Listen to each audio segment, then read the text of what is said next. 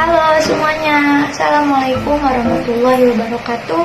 Perkenalkan, nama saya Ardia Pramesti Relisa, NIM 20210126. Kali ini akan melaksanakan tugas esai mata kuliah Personality Development tentang aku di masa lalu, masa kini, dan masa yang akan datang. Kalau bicara masa lalu, misal kita bahas masa lalu yang kelam, pasti rasanya berat dong. Tapi kalau kita bahasnya masa lalu yang membahagiakan, pasti kita mau kembali ke masa-masa itu. Kita mau ngulang hal-hal tersebut. Ya, tapi mau gimana lagi, namanya masa lalu kan gak bisa diulang ya. Cuma bisa kita kenang dan kita ambil pelajarannya. Sebelum kita berdamai dengan masa lalu, kita bakal ngadepin 5 fase. Fase yang pertama yaitu kita bakal nyangkal. Kita gak bakal nerima kalau itu adalah kenyataan yang bakal kita hadapin. Kita bakal mikir kalau itu cuma mimpi. Contohnya kayak, gak mungkin. Atau misal, masa sih? Enggak harusnya aku dapet tahu, kayak gitu. Selanjutnya yang kedua, karena kita mulai sadar penyangkalan kita tuh salah. Kita yang bener-bener ngadapin kenyataan, bukan cuma mimpi. Akhirnya kita muncul emosi yang negatif, yaitu marah. Kita marah sama keadaan, kita marah sama sekitar, kita nyalahin Tuhan, kita ngerasa Tuhan gak adil, kita ngerasa Tuhan gak sayang sama kita. Kemudian setelah marah, kita bakal timbul emosi-emosi lain. Salah satunya yaitu kita jadi nyalahin diri sendiri. Kita bakal nyesel atas apa yang terjadi sama diri kita. Itu masuk ke fase ketiga, yaitu fase penyesalan. Fase penyesalan itu kita jadi banyak berandai-andai, kayak nyalahin diri sendiri. Tuh, harusnya waktu itu aku gak gitu, andai aja waktu itu aku gak kesana, dan lain-lain.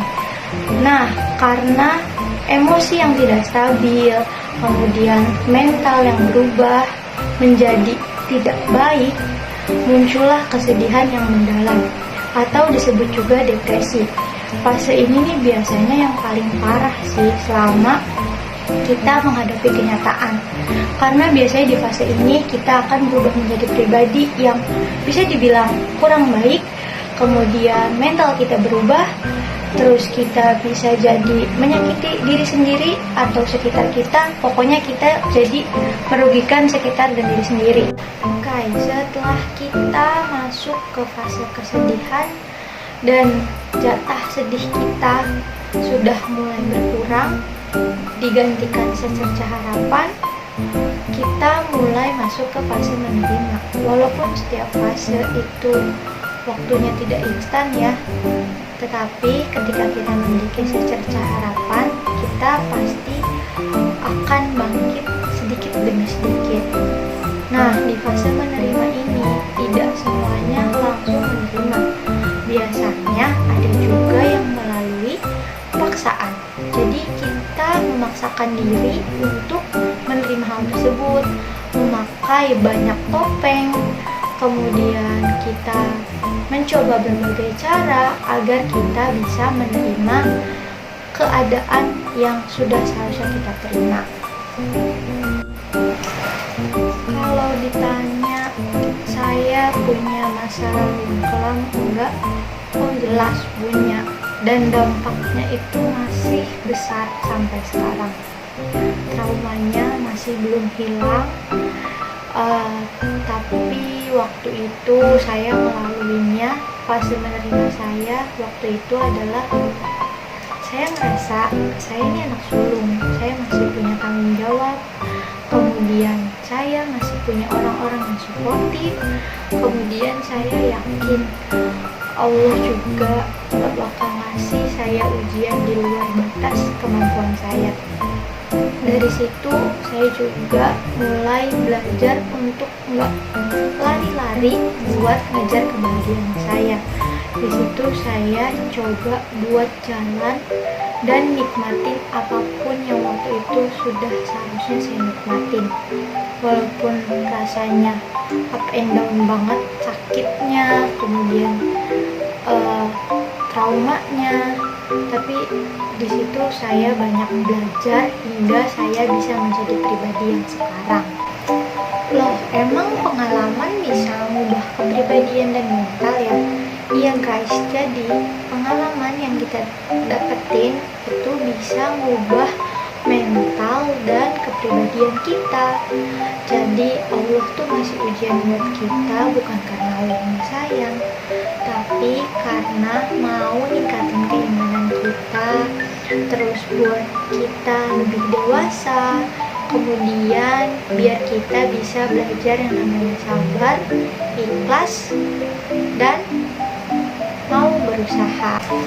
Oke, misal kita lagi ada di fase belum menerima, itu gimana? Kalau kata judul drama Korea sih it's okay to not be okay ya. Tiap manusia kan punya timeline hidupnya masing-masing. Kalau misal aku udah bahagia tapi kamu masih sedih atau kamu masih belum menerima, ya emang kenapa?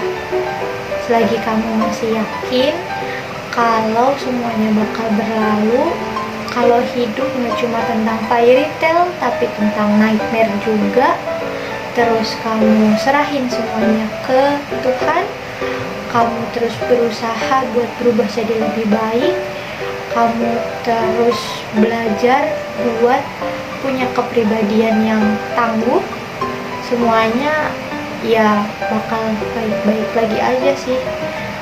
Terus juga lagian kalau kita punya masa lalu yang kelam bukan berarti masa depan kita suram kan.